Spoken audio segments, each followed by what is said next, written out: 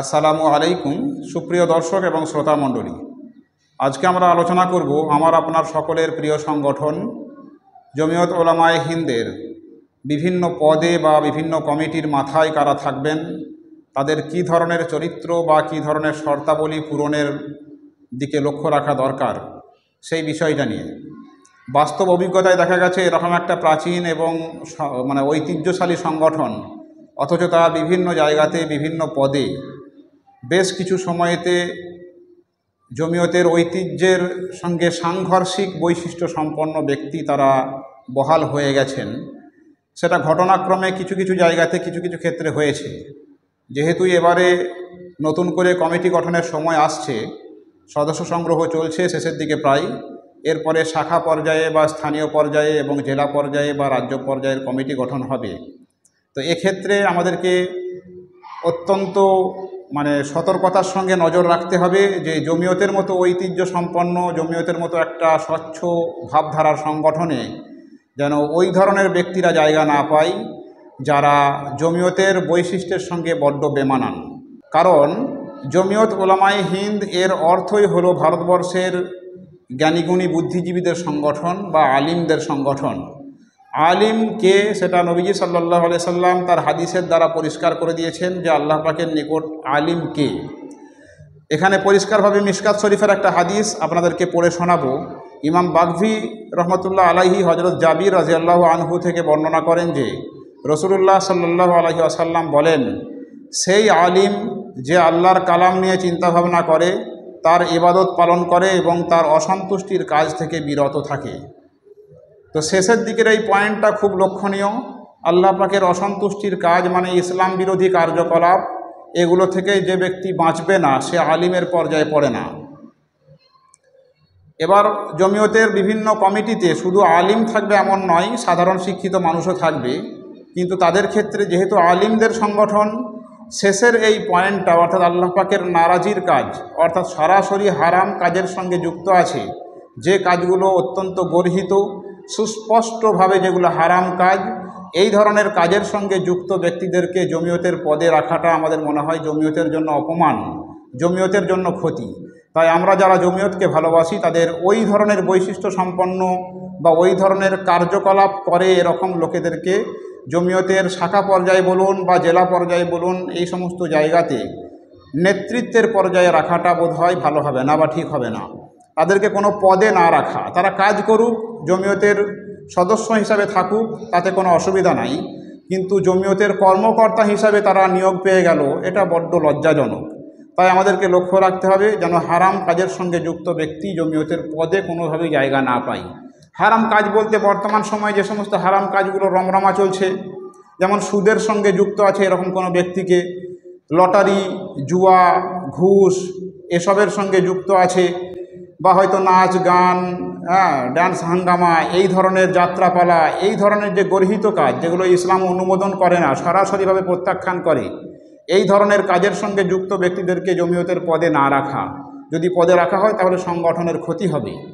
এছাড়াও লক্ষ্য রাখবেন হয়তো সরাসরি ফরজ তরক করছে, এই ধরনের ব্যক্তিরাও জমিয়তের পদে থাকাটা তাদের জন্য সমীচীন নয়।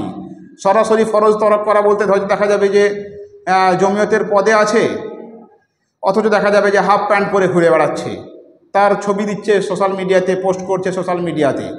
তো জমিয়তের পদে আছে অথচ ফরজ তরক করে হাফ প্যান্ট পরা ছবি সোশ্যাল মিডিয়ায় পোস্ট করছে, তাহলে সেই ব্যক্তিকে তো ফলো করবে। তাই আমাদেরকে লক্ষ্য রাখতে হবে যে জমিয়তের পদে থাকা মানেই কিন্তু সেই ব্যক্তিকে পুরো জেলা বা তার অধীনস্থ যারা কর্মী আছে, আপামর জনসাধারণ কিন্তু ফলো করবে।